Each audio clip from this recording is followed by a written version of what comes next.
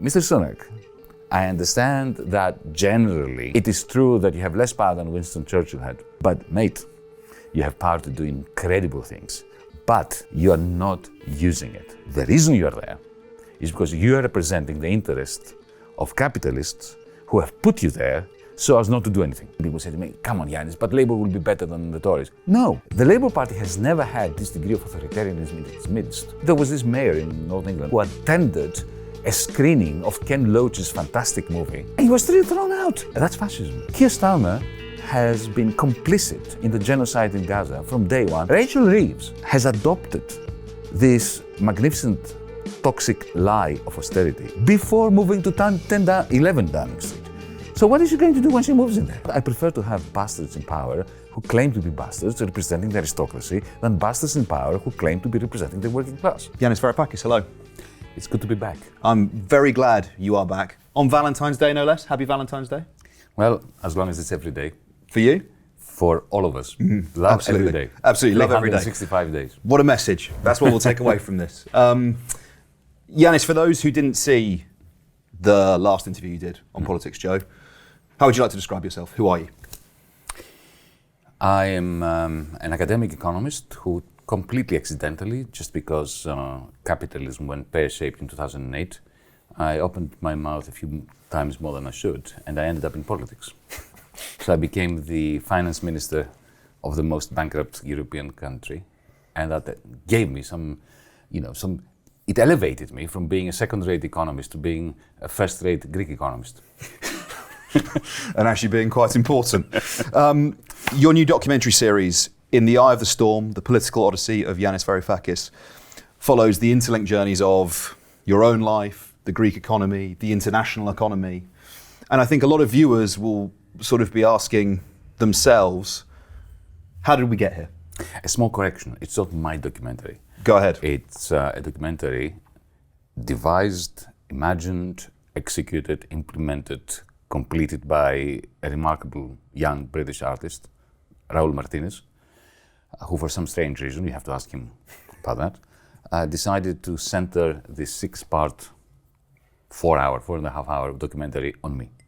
So I'm just a talking head in there, responding to his brilliant questions, but he has created a story out of my answers by editing them in a beautiful way, not so much about me, a story about the repercussions of the 2008 financial collapse, which brought about untold misery to people here in Britain, in the European Union, in my native Greece, but also shaped the world in a manner which has made it unrecognizable to the pre-2008 era.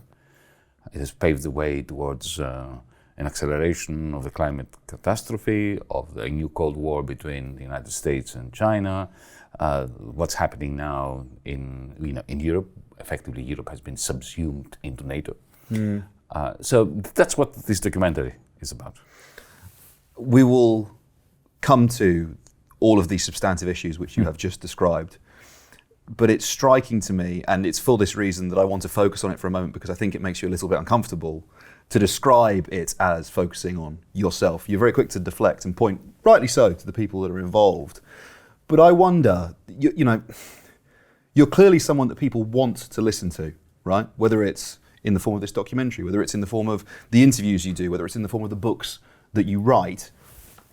And I'm struck that in our conversations, it's happened just now, your modesty, and I wonder how it feels to be in the position you are in, where people are looking to you for answers. People are looking to you to inform not just what they might think about something, but the very nature of their worldview. And that's it's an incredibly unique place to be as a human being. And you're clearly a modest person as well. And I wonder how that is for you on a personal level. Well, if you were to ask any of my detractors, and there are many, they would call me a narcissist, arrogant, up myself, and so on and so forth. So it's very nice to be here, listening to you. Just wait, there's still an hour. Exactly. There's still an hour, mate. Look, ever since I can remember, I had a penchant for uncovering for myself how power works, how exorbitant social power works. Not so much electricity power, but political power. The power to make other people do things that are against their interests on your behalf, right? That always fascinated me. It was like a whodunit. It was the greatest crime that humanity has ever managed to accomplish. And therefore, I wanted to unpack it, to analyze it, to understand it myself. And because I hated capitalism and I didn't want to be involved in the labor market, I decided when I was studying here in Britain that I was going to become an academic. Not because I liked academia, but because it was a way out of the labor market. Because you're getting, essentially, back then, not anymore. Back then, you got paid to read, write, research, and teach, right? Yeah. That's effectively an escape from capitalism. And as a result of that, whatever I uncovered in this process of decloaking and unfrocking power, I was trying to explain to my students. And the one thing I didn't want to do was to bore them the way that my professors bored me, or most of them. So, I got a lot of pleasure out of putting forward an analysis of power to students, and I did this for decades. And I did it in many countries. I did it here in the UK, I did it in Australia, I did it in the United States, and then I did it in my native Greece. And then at some point, I think it was around 2003, 2004, I started realizing that, or feeling, sensing, that a tsunami was coming. A new, gigantic capitalist crisis, not one of those regular ups and downs, because, when I moved here to Britain in 1978, that was a winter of discontent that had just started. That was a crisis of capitalism, but it wasn't the big one, right? Like big earthquake that demolishes everything. That happened in 1929, and it happened again in 2008. Around 2003, I started sensing that a big one is coming. So I started speaking out beyond the amphitheater, the lecture hall of the university. So that's the beginning of the answer to your question. Yes, it is the beginning to answer the question. And it's striking that I tried to get you on the personal, and you've already talking macro events about the Great Depression and the Great Recession, but I tried nonetheless. So let's stick with power actually for a second. And I know we covered this in our last interview on techno-feudalism, and I would encourage viewers to go and watch that as well, because it's a fascinating conversation. But just for the sake of those who are here now, in modern Britain, you ask the Prime Minister, who has power, and he'll say that he thought it was him until he got into office, and then he pulls a lever and nothing happens, and he can't quite understand why, and that maybe it's the officials and the civil servants, and they'll tell you, actually, no, it's the politicians, because they're the ones with democratic legitimacy and a mandate to rule and to govern. You ask an MP, and they'll say, no, I have no power, I get whipped by the whips, I'm lobby fodder, I vote how I'm told, I have no power. It's the media have the power. You see where I'm going, it's a cycle. And nobody's responsible. Crucially, nobody's responsible. And the textbook answer is, well, Parliament is sovereign. The institution itself is sovereign, and it derives its sovereignty from its, cyclical elections every 4 years. And as a result, it's actually the British people that are sovereign.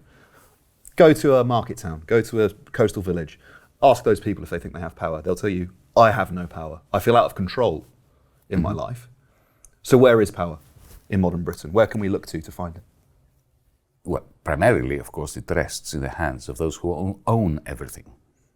So, if you own huge tracts of land, or, the majority of shares in one of those hedge funds that own everything else, then you have the power.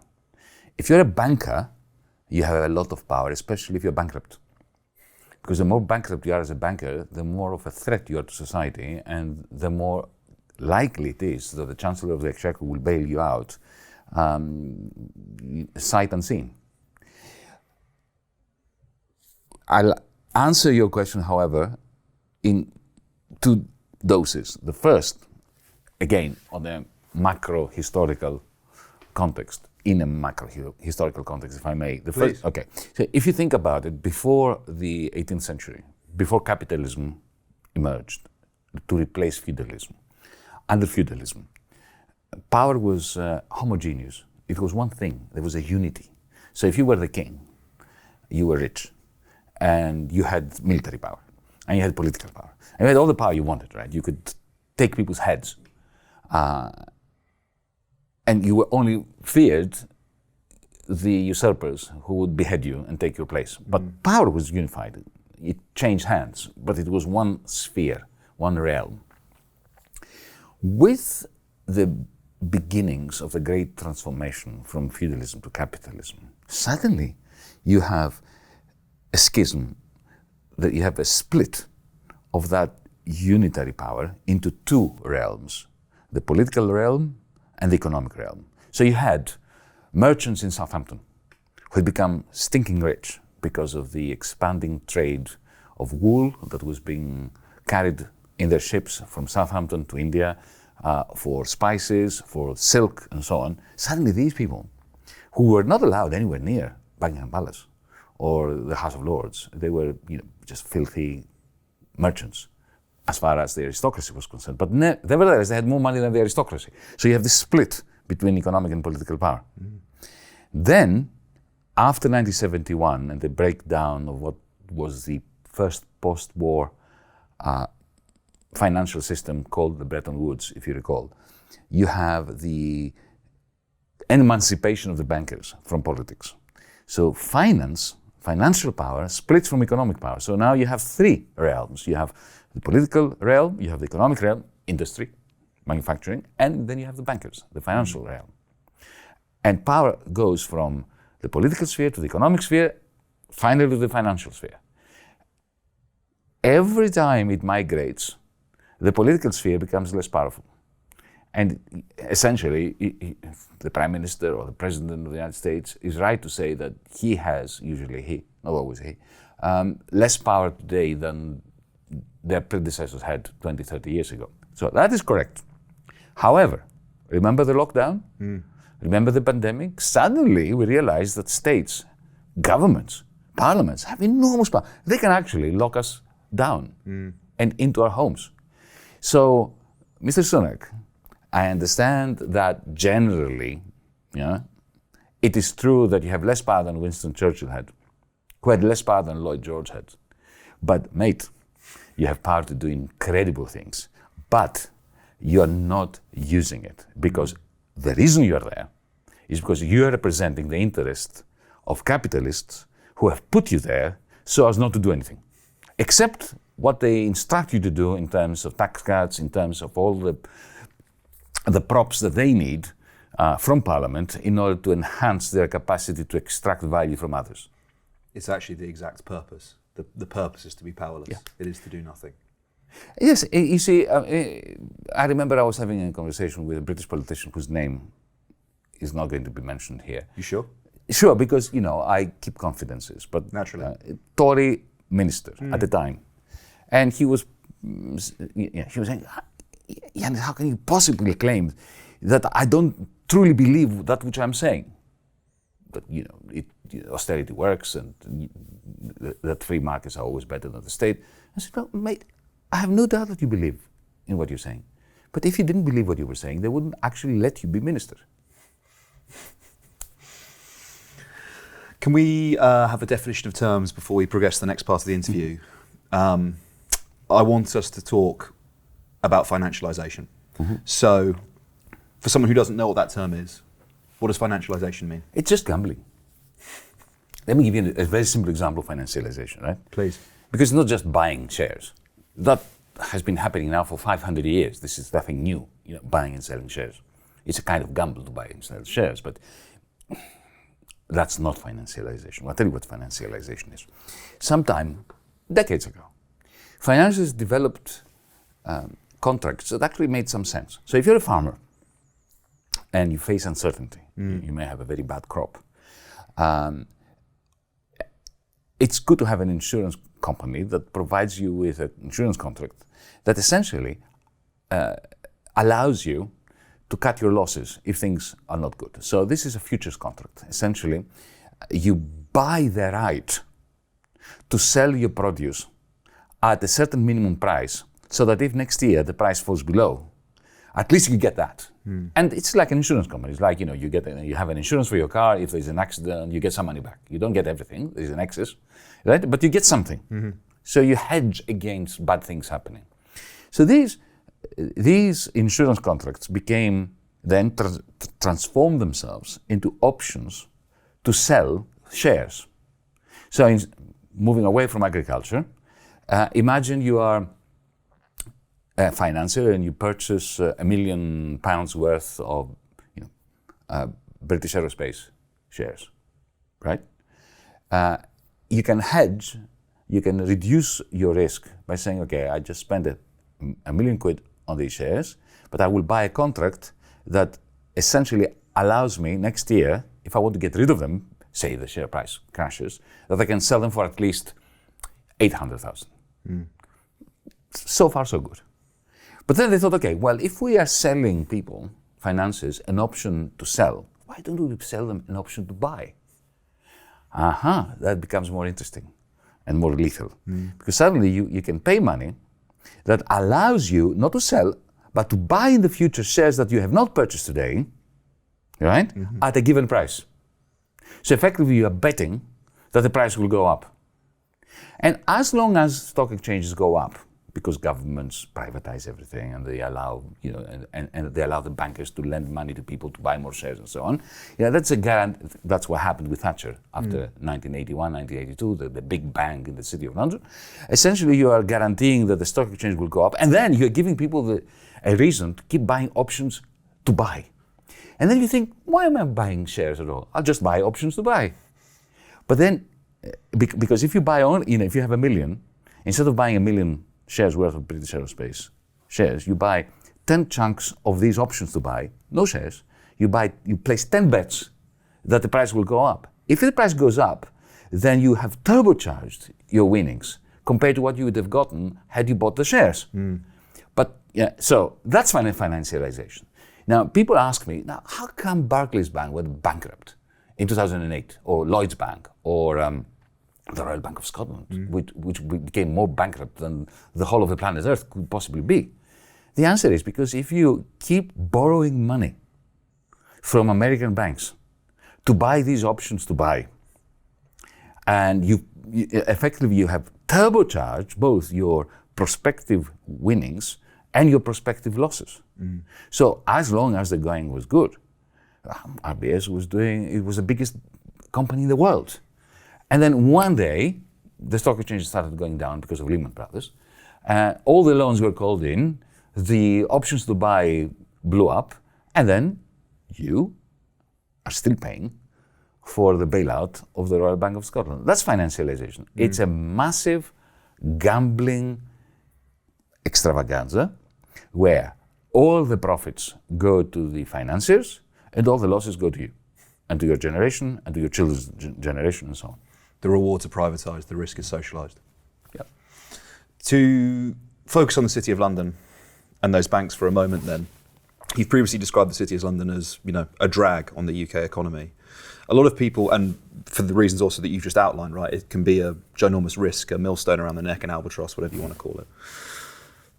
I don't necessarily think this, but I will argue the counter view, right, which is that the City of London essentially drives the exchequer. It's something like 10% of the tax take in Britain. And that, yes, whilst it might be risky, this financialisation can pose risks to our economy and it can jeopardise all sorts of things, potentially even topple government. Nonetheless, all of that money, some of that money that gets made there, taxes are collected on it. And as a result, it might not be a part of the economy we necessarily desire, but it is unfortunately one which we now necessarily need in order to fund the exchequer. Remember Cuba before Castro? I don't, but I'm aware of it. Nor do I, but I remember the theory of it or the imagery of it. Well, its economy was based on the mafia. You could even say that 50% of the Cuban economy before Castro was the mafia. That's not a good reason for keeping the mafia. This is exactly the same thing with the City of London. Now, why is the City of London such a significant chunk of British GDP? Because Margaret Thatcher destroyed British industry. So if you destroy the factories, if you close them all down, and you leave the City of London, right, and you keep giving the City of London public assets to play with, and though it gets bigger, of course it's going to become a significant percentage of, portion of the British economy. So, it's like a mafia, which is destroying the fiber of Britain's social economy. It is parasitic on it, and it grows more and more. That is an argument for treating it like a cancer that needs chemotherapy to be excised, or radiation, or surgery, or something. Right? It's not an argument for to keep feeding it. And because I cut my teeth as an economist and as a student just when Thatcher came in this country. I'm old enough to remember how it all worked. Why did the city become so significant? Okay, before Thatcher, it was because the city had created a way of bypassing all the rules and regulations of the Bretton Woods system. Essentially, it was a little mafia in the making that allowed bankers to violate the rules of their own governments, not just in Britain, in the United States, in Germany, in France, through various jurisdictions in the Cayman Islands, and so on and so forth. But then Thatcher comes in and boosts the City of London. That's why they loved her so much. First thing she did was to sell off council houses. Now, why was this significant for the City of London? Well, because to begin with, it essentially told working class people, here's a house, the one you're living in, which you do not own, it belongs to the local council. In the market, if this were to be sold off as a private home, it would fetch 30,000 quid, right? We'll sell it to you for 10. Essentially, we are gifting you 20,000. Now, of course, you don't have 10.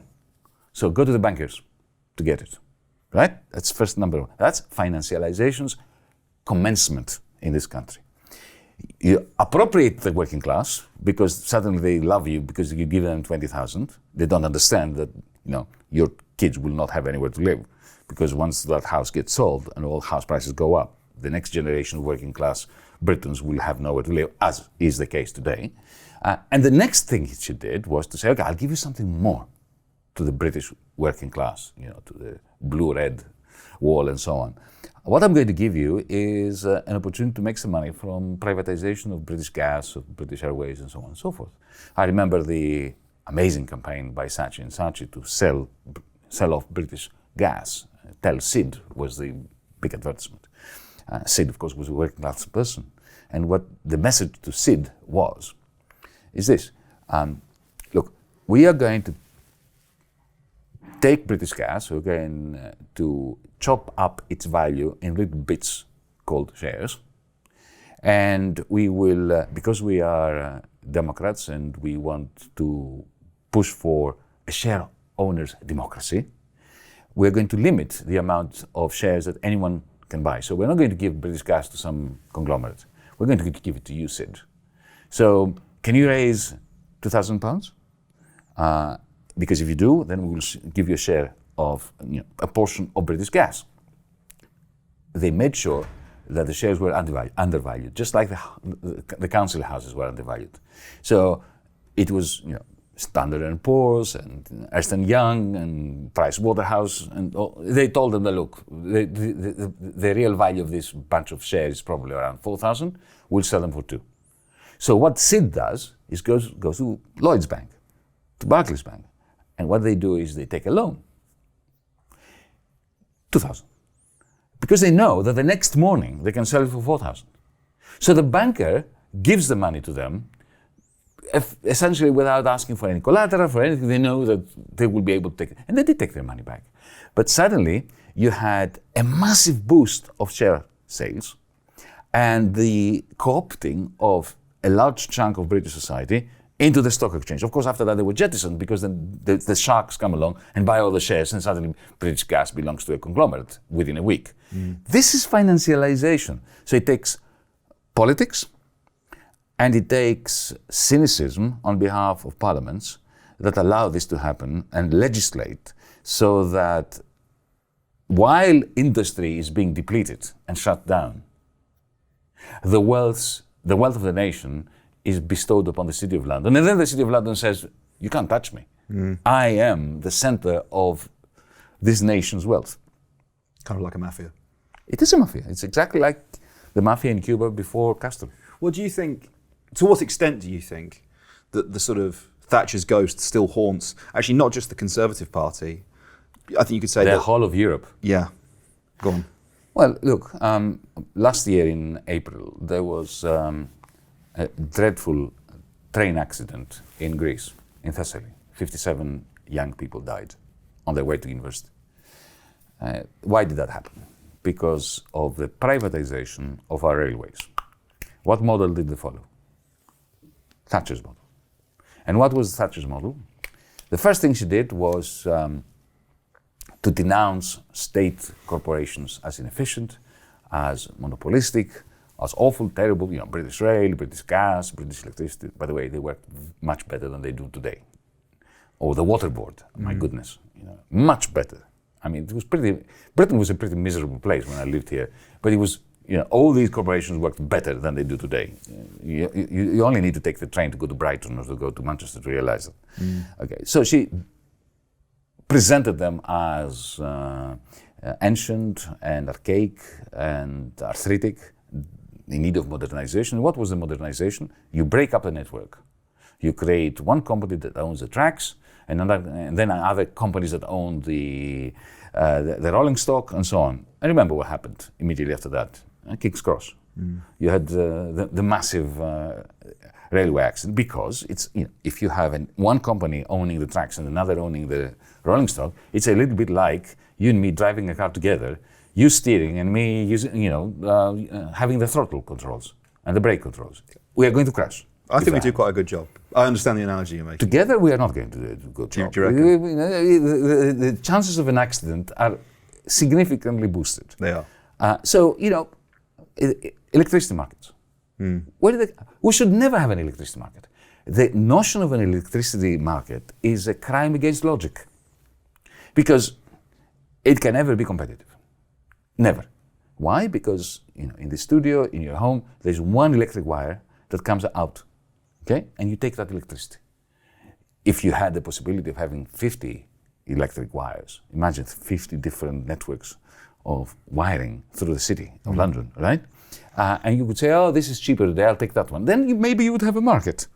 But with electricity, you can't. So there's one wire coming out, and the government has to simulate a market, which takes the form of some kind of auction house, when different private companies that produce or carry electricity or sell electricity supposedly compete with. They don't compete. It's a cartel. It's like OPEC. They cooperate fully in order to skin you. So how did we get electricity markets across Europe now? I mean, the reason why we have this massive cost of living crisis, part of it, is because we have electricity markets. If you look at their profit rates in Britain, in Germany, in Greece, in Austria, in Italy, during this crisis, after the war in Ukraine in particular, right, their profits are going up. Why should their profits be going up? The answer cannot be that natural gas has become more expensive. That's a cost. I understand price going up in sync with the cost. But when they tell me, and they celebrate this in the stock exchange, that profit rates are going up, it means that prices are going up faster than the costs, by definition, which means they're a cartel. That's why competition doesn't work. Where does this disaster come from? Margaret Thatcher. But wasn't she brilliant in the way that she managed to wipe the floor clean with the Labour Party, with the Liberal Party, with her own wets, and push all this in? And not only push this in, but cause an infection in the European Union, because every cynical and oligarchic policies introduced in this country is now in Greece, in Italy, in Portugal. The extraordinary thing for me in previous global crises, and I think World War II is probably a pretty good example. I've interviewed Mick Lynch about this, and he talked about the people that were seen to be profiteering during rationing, right, going around pubs selling black market goods to make a profit, were called spivs. They were sort of socially, they were pariahs, ostracized from society. Now, a corporation skins the public, as you've just said, right? Colossal profits, billions in profit. And there seems to be apathy. There isn't a popular revolt, a mass protest movement. No one is marching to the gates of Centrica or, take your pick, name the company, demanding that they get their money back. Why do you think that is? Is there it's almost, to sort of to quote to do a bad job of quoting Mark Fisher, the lack of an ability to imagine an alternative political reality, right? That this is just the capitalist system we happen to live in, and we have to suffer the consequences. May I be a bit damning about the political party? By all means. It's the fault of the Labour Party in this country. It's the fault of the centre-left across Europe. It's the fault of the Democrats in the United States. When you have a social democratic party, whether it is the SPD in Germany or the Labour Party here, which trades in a vision of a just society. And when they come to power, they turbocharge every oligarchic policy that they've inherited from the Tories. This causes two social phenomena. One is people become apathetic and stay at home, and they don't want to know about politics, or they become fascists. Not fascist in the sense of Mussolini's uniforms and so on, but become xenophobic. They become cynical. They start believing that Brexit is going to allow them to take back on control when all it allowed was, for Mr. Johnson to become prime minister. It is the fault of the left, and I include myself in this. It is our fault. We must blame no one except ourselves. Think of the United States in 2008. Barack Obama was elected with a mandate to get rid of the Wall Street bankers and bail out the banks because you can't let them fail. People's savings are in there, but we will get rid of the bankers. That was the cry call, which is what FDR, Roosevelt had actually done in 1933. Roosevelt had liquidated the bankers, not the banks, the bankers. And that's why the bankers really hated him. What does Obama do? He takes two gentlemen, Tim Geithner and Larry Summers, who were Clinton's duo in the finance ministry, in the US Treasury Department. The two men who had worked for Wall Street to unshackle the bankers and to let them go crazy, to the extent that it brought about the 2008 financial collapse. He takes these two men and gives them a mandate, save the bankers. And they print together $12 trillion American dollars to save the bankers. Do you know what the result of this is? This is a rhetorical question. Donald Trump. It's natural. I understand the blue-collar workers that Hillary Clinton deplorably called the deplorables. Yeah? When they say, look, we tried you. The idea that Trump was elected on the wave of racism, that's rubbish. Black people who voted for Barack Obama in 2008 and 2012, they voted for Trump. That's why he got elected. There aren't enough racists and fascists in the United States to elect the president, even with the stupid electoral college system that they have. So, in my country, when we presented, when I say we, I mean Syriza, the coalition of the radical left party, to which I belonged and with which I was elected to parliament in 2015 and became finance minister.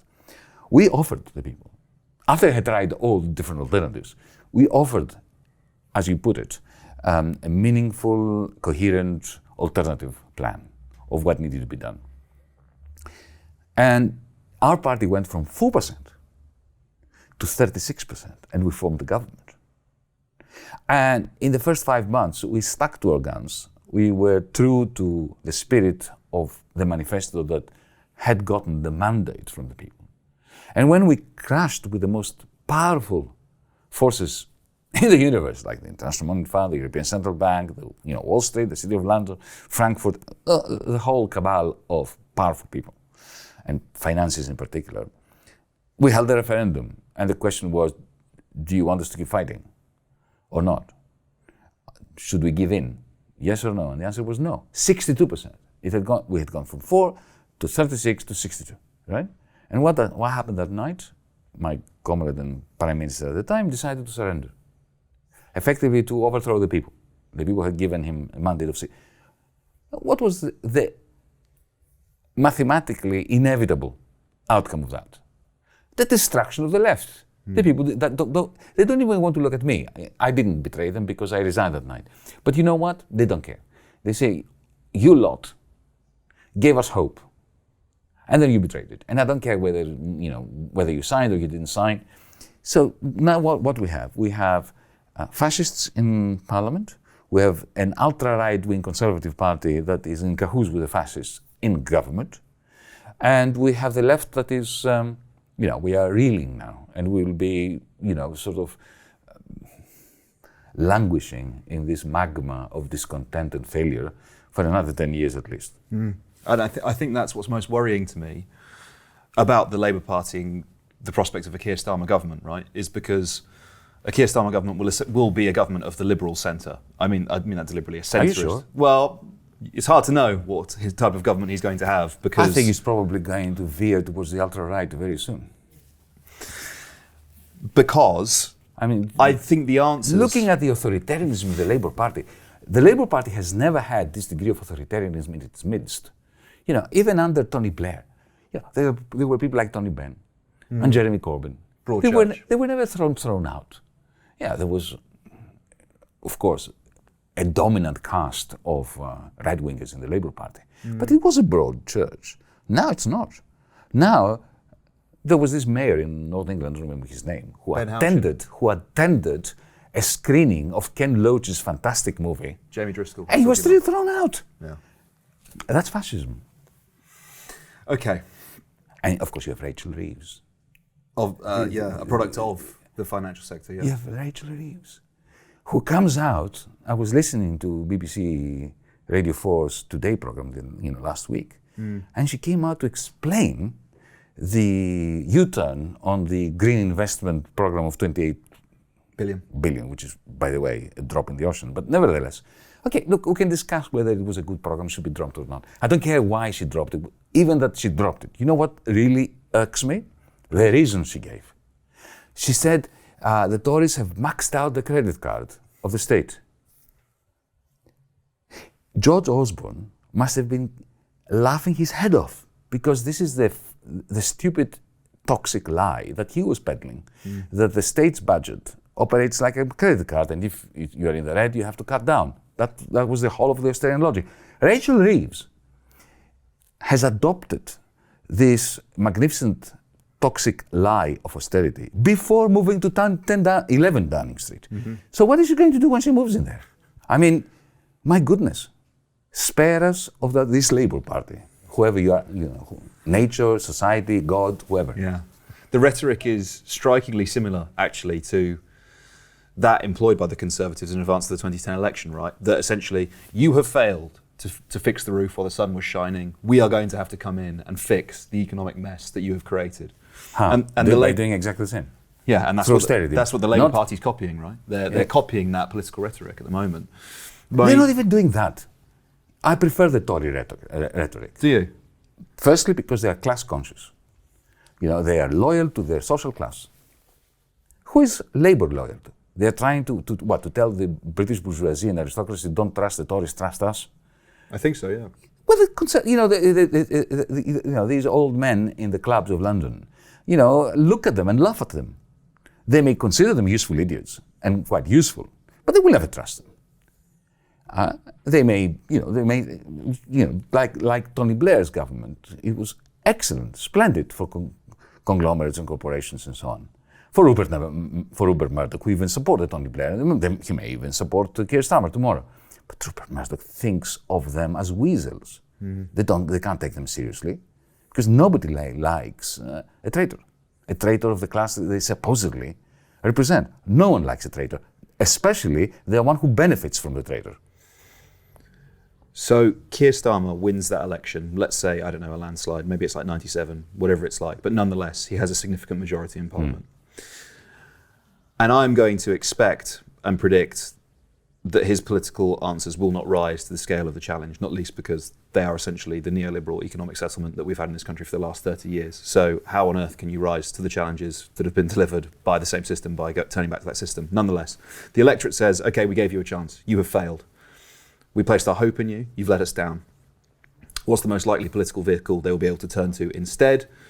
Let's assume it's the Conservative Party that has gone through its battle for its ideological soul, has ended up in the grip of Suella Braverman, Kemi Badenoch, some kind of populist right-wing politician.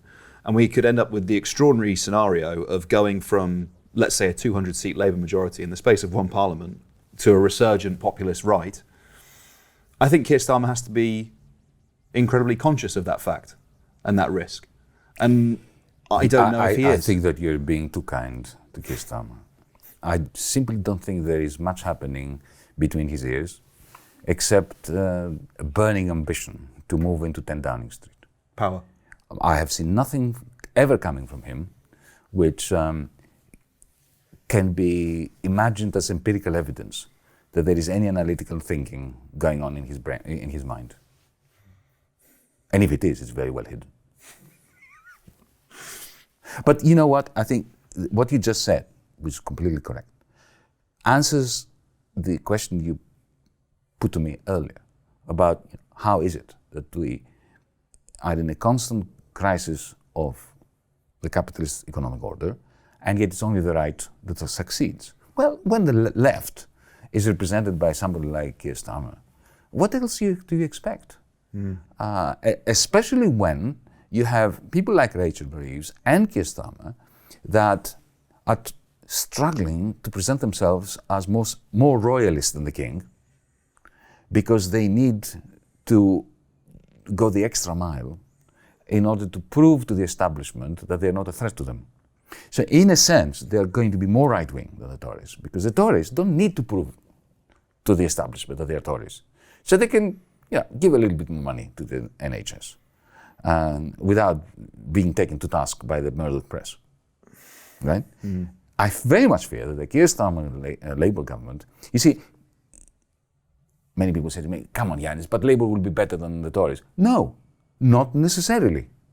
When it comes to Ukraine, the never-ending war of Ukraine, I mean, Keir Starmer, more so than Sunak, seems to believe that we have to, as the West, we have to keep going until we take Moscow.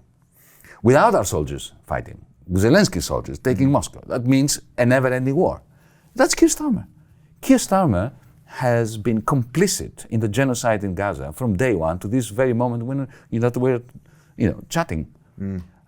So why would the Tory government be worse?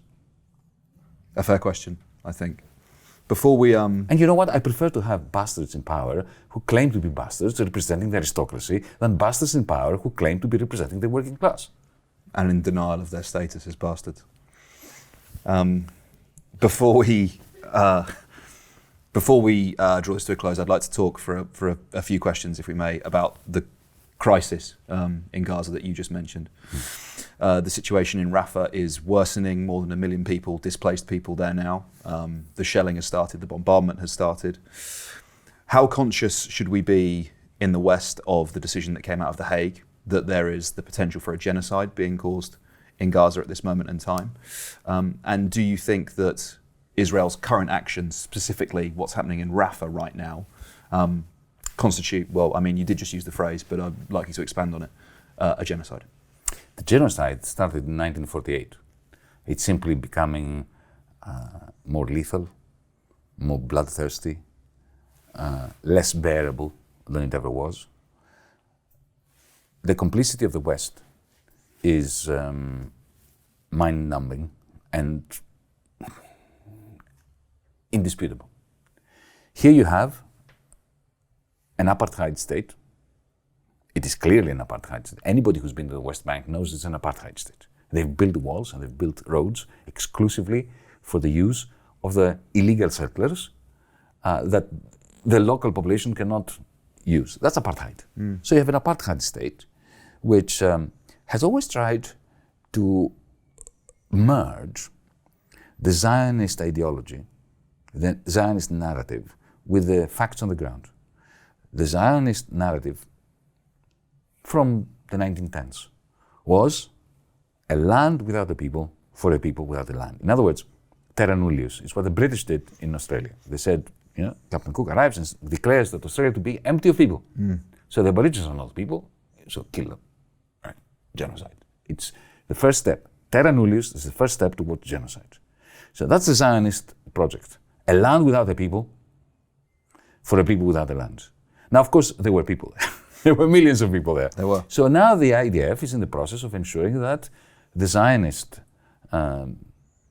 allegory, slogan, becomes a fact on the ground. They're getting rid of them. The whole point is to expel them, to kill them, to drive them away.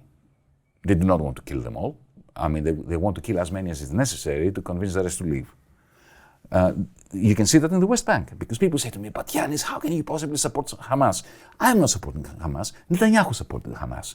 Likud and Netanyahu were in the business of diminishing the authority of the PLO, and they have been for decades supporting Hamas, financially, politically, militarily, until they completely destroyed the capacity of the PLO, of the Palestinian Authority, to appeal to the Palestinian people, and only Hamas is left to represent them. And in any case, let's say that we press a button and Hamas disappear. They just disappear. They're all convinced. They're brainwashed by some wonderful piece of artificial intelligence delivered by drones, to give up, to surrender. What happens in West Bank? Hamas are not there. The ethnic cleansing, the genocide is continuing there. And of course, you can see that they just want the land, not to mention the natural gas deposits, which are off Gaza. So this is what's happening. The West, especially those who claim to care about human rights, we must accept that we have now proven beyond dispute that we never cared as countries, as polities, as establishments, as media, about human rights. We only cared about our human rights and the human rights of our friends, of our bastards, right? If you are not one of us, you don't have human rights. You can be bombed, you're never killed. Even if we kill you, you die. Whenever they say, hang on, what's happening? They are terrorists, right? So, never before has the West's image around the world been so terrible.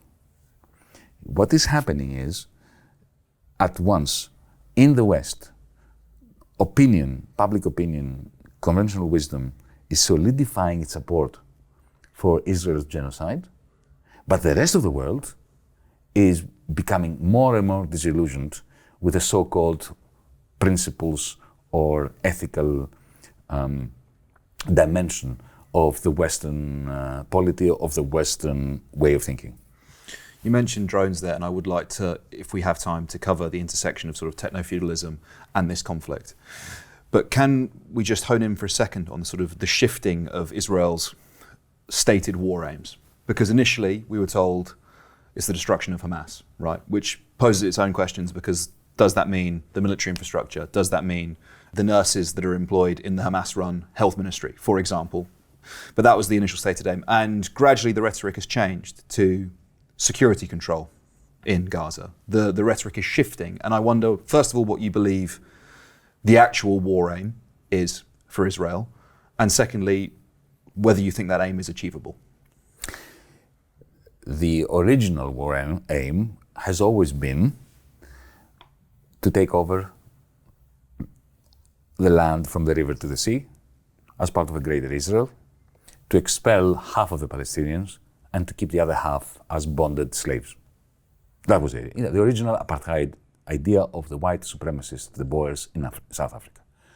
That's why we call it an apartheid state. That was always the case. Up until the 7th of October, that plan was working magnificently, because you and I were not even discussing Palestine, at least not to the extent that we are. Especially public opinion worldwide had accepted that it was over, that Israel had won, that the Palestinians in Gaza were fading. 60% of children before the 7th of October were malnourished, so the embargo was effectively killing them softly, slowly. And it was just a matter of time before, the people living there would want to get out.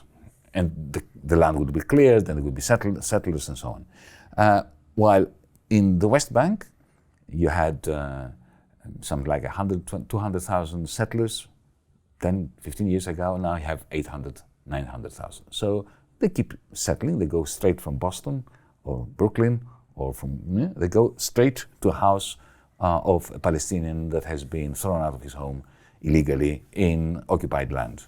So that was the aim.